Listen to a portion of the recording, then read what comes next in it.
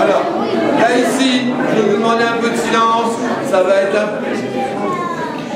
être un peu long, parce que j'ai des choses à dire concernant la commémoration du 8 mai, mais surtout, je veux mettre en avant la participation de générations qui me vont droit au cœur, les anciens, à qui on leur doit beaucoup, hein, pour tout ce qu'ils ont fait pendant cette période-là. On parle de devoir de mémoire, mais le devoir de mémoire aussi, c'est reconnaître le sacrifice de générations, hein, qui, grâce à eux, nous en sommes là où nous en sommes à cette époque-ci. Hein, il faut bien se dire que quand même, c'était au prix de sacrifices énormes. Et puis, cette jeunesse qui est l'avenir de notre pays et qui doit prendre en compte et qui doit connaître les souffrances qu'il y a eu à cette époque-là et les acquis qu'il y a eu aussi. Parce qu'on nous parle du devoir de mémoire, on nous parle beaucoup du nécessaire travail historique que l'on doit faire, et il y a des choses qu'il faut replacer par rapport à tout ça. Replacer par exemple en se souvenant que Maurice Druon a créé, avec Joseph Plessel, son oncle, a créé le chant des partisans, qui était un chant merveilleux à cette époque-là et qui fédérait tout le monde, Et dans le discours de Jean-Marie Bockel et dans les sollicitations du président de la République, il y a tout le temps cet effort de coopération, d'être ensemble. Mais l'année dernière, j'ai loupé un pan de notre histoire en ne faisant pas allusion à Lucie Aubrac. Vous la connaissez peut-être pas. C'est quelqu'un qui, certains ne la connaissent pas, c'est quelqu'un qui est de la même trempe que Simone Veil. Hein, Simone Veil pour le souvenir de la Shoah et Lucie Aubrac pour la résistance. C'est pas n'importe qui, c'est quelqu'un qui a eu toutes les distinctions de l'État, qui n'a jamais voulu prendre d'engagement politique au sein de notre pays, mais qui est tout le temps s'est battu pour la mémoire de la résistance et du Conseil national de la résistance. Cette personne, pour vous dire un peu, pour vous la situer, c'est pas une trotskiste du tout, hein. C'est pas quelqu'un qui était de gauche, c'était quelqu'un dont la fille avait pour parrain le général de Gaulle. C'était aussi un mari qui était préfet de la République, commissaire de la République à cette époque-là. Donc c'est pour vous replacer tout ça. Et je voudrais vous lire, je ne l'ai pas fait l'année dernière, faute de temps et faute de travail historique que je n'avais pas eu le temps de faire, puisqu'elle est décédée en mars de l'année dernière. Hein.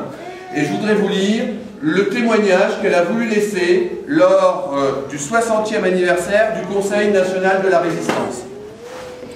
Et je vais vous le lire, ça va être un peu long que d'habitude, mais franchement ça vaut le coup de l'écouter. Au moment où nous voyons remis en cause le socle des conquêtes sociales et de la libération, nous, vétérans des mouvements de résistance et des forces combattantes de la France libre, 1940-1945, appelons les jeunes générations à faire vivre et retransmettre l'héritage de la résistance. Et ces idéaux toujours actuels de démocratie économique, sociale et culturelle. 60 ans plus tard, le nazisme est vaincu, grâce au sacrifice de nos frères et sœurs de la résistance et des Nations Unies contre la barbarie fasciste. Mais cette menace n'a pas totalement disparu et notre colère contre l'injustice est toujours intacte. Nous appelons en conscience à célébrer l'actualité de la résistance, non pas au profit des causes partisanes ou instrumentalisées par un quelconque enjeu de pouvoir, mais pour proposer aux générations qui nous succéderont, donc à ces enfants, d'accomplir 3 gestes humanistes et profondément politiques au sens vrai du terme, pour que la flamme de la résistance ne s'éteigne jamais. Nous appelons d'abord les éducateurs, et là notre doyenne en était une, parce qu'elle était institutrice. Nous appelons d'abord les éducateurs, les mouvements sociaux, les collectivités publiques, les créateurs, les citoyens, les exploités, les humiliés, à célébrer ensemble l'anniversaire du programme du Conseil national de la résistance, adopté dans la clandestinité le 15 mars 1944. Sécurité sociale, retraite généralisée, contrôle des féodalités économiques, droit à la culture et à l'éducation pour tous, presse délivrée de l'argent de la corruption, loi sociale ouvrière et agricole. Comment peut-il manquer aujourd'hui de l'argent pour maintenir et prolonger ces conquêtes sociales alors que la production de richesses a considérablement augmenté depuis la libération, période où l'Europe était ruinée?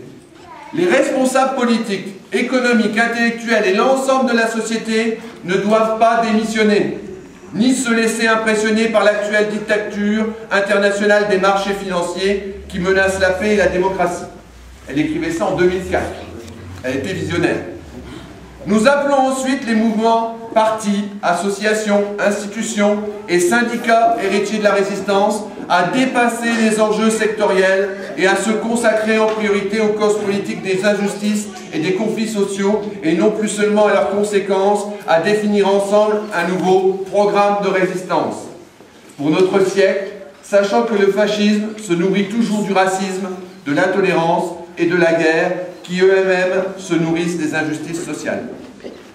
Une partie qui m'intéresse plus particulièrement, et vous allez vous rendre compte que c'est vraiment d'actualité.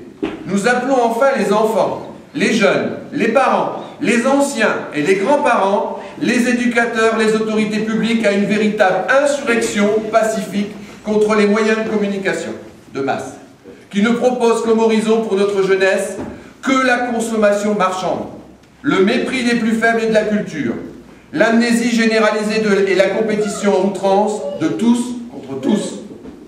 Nous n'acceptons pas que les principaux médias soient désormais contrôlés par des intérêts privés, contrairement au programme du Conseil national de la résistance et aux ordonnances sur la presse de 1944.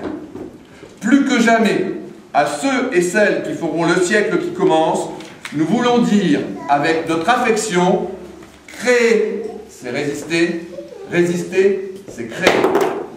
Voilà ce qu'écrivait Lucie Aubrac, ravivant éternellement la flamme de la résistance.